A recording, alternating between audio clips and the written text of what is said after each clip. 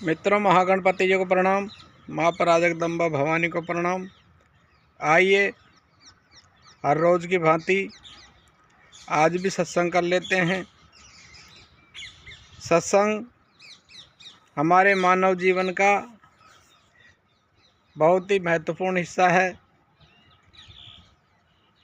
प्रथम भक्ति संतन कर संगा, पहली भक्ति है संतों का संग करना, सत्संग में जाना। दूसरी भक्ति संतों का कथा प्रसंगा, उनके जो कथा प्रवचन होते हैं, जो ज्ञान की बात बताते हैं, उसके बारे में बताया गया है। हमें सत्संग में जाने से ज्ञान की प्राप्ति होती है और ज्ञान प्राप्त होने पर हमें सत्कर्म करने की प्रेरणा मिलती है। हम सत्कर्म करते हैं। सत्कर्म ही हमें भविष्य में पूर्ण शांति और मोक्ष दिलाने का काम करते हैं। हमारे सत्कर्म एक जन्म नहीं, अनेकों जन्म सुधार देते हैं, जो कि वो सत्कर्म। आज हम जो सत्संग कर रहे हैं, आज हम जो चर्चा कर रहे हैं, उसका विषय रहेगा सत्य पुरुष के लक्षण क्या क्या हैं, सत्य पुरुष कैसा होता है, सत्पुरुष क्या है। सत्पुरुष के लक्षणों के बारे में कहा है, सत्पुरुष वह अनादि है,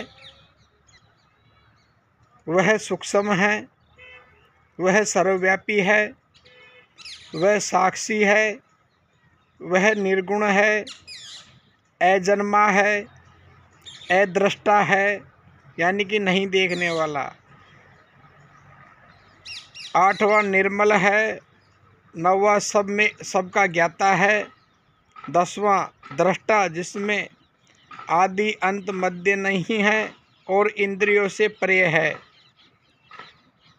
उसके खंड नहीं है, इस कारण वह अनादि है, इसलिए वह सूक्ष्म है, आकाश के समान सर्वत्र व्यापक है, असीम है, इसलिए वह सर्वव्यापी है, दुख सुख देखता है, इसलिए साक्षी है, उसमें सत्व रज तम ये तीनों गुण नहीं है, इसलिए वह निर्गुण है, उसमें जन्म नहीं होता और नहीं मृत्यु होती, इसलिए अजन्मा है, प्रकृति के विकारों को देखता है, इसलिए दृष्टा है, साक्षी होने से वह दृष्टि सुख दुख का अनुभव कर सकता है, इसलिए भोगता है।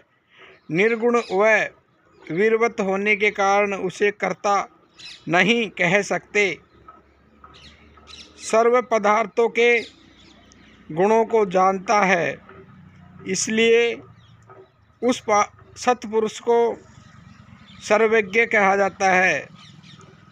हमारे मानव जीवन के जितने भी हम अच्छे और बुरे कर्मों का संबंध है तो उसे नहीं है, इसलिए निर्मल है, बिना मलों का। निर्मल मन जन सो मोहे पावा, मोहे छिल कपट छिद्र नहीं भावा, इसलिए निर्मल है। इसके दूसरे नाम कई हैं, आत्मा, यमुना, क्षेत्रज्ञ, नर, कवि, अक्षर, प्राण आदि। मित्रों, ज्ञान करने को, कहने को, सुनने को हजारों बातें मिलती हैं, लेकिन संतों ने कहा है, वाणी बहु प्रकार की, इनका कोई आदि नहीं अंत। जो कोई अपने काम की, जो वाणी अपने काम की, उनका करो साधंत, उनका करो सेवंत।